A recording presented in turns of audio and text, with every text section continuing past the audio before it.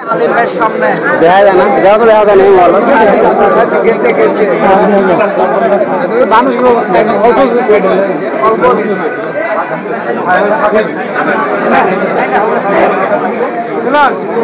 আমাৰ কক্ৰডোঙা অঞ্চল য'ত আমি এতিয়া উপস্থিত আছোঁ, এইটো মানকাছাৰ দক্ষিণ শালমৰা জিলাৰ এটা অঞ্চল।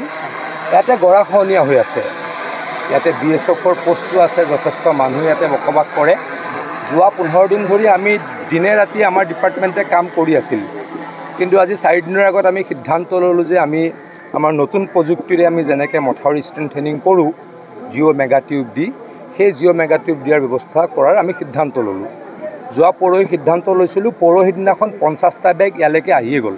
টিউব লাগিব আমাক 48টা, আহি গ'ল অলৰেডি 50টা। কাম অলৰেডি আৰম্ভ হ'ল। আমি 400 মিটাৰৰ কাম ল'ব খুজিছিলোঁ। আজি ইয়াৰ জনসাধাৰণে মোক অনুৰোধ কৰিলে যে 500 মিটাৰ কৰিব লাগে। 500 মিটাৰ কৰি দিম বুলি মই প্ৰতিশ্ৰুতি দিলোঁ। কাম পূৰ্ণগতিত চলিব, সকলোৱে যাতে সহায় সহযোগিতা কৰে, তাৰ কাৰণে এই অঞ্চলৰ ৰাইজক মই অনুৰোধ জনাম। Permanent, date is very very permanent. আপোনালোকে দেখা পাব জিঅ' মেগা টিউব এইটোতকৈ আৰু পাৰ্মানেণ্ট একোৱেই নাই।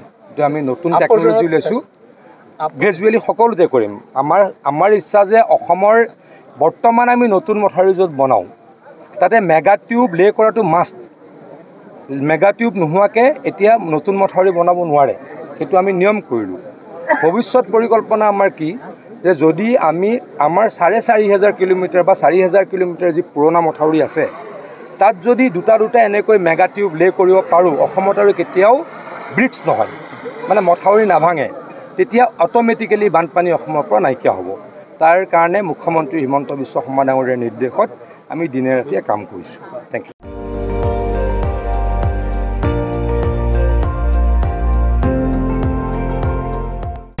আপুনি চাই আছে ND24, সৰ্বশ্ৰেষ্ঠ নহয় সৰ্বোত্তমৰ দৌৰ।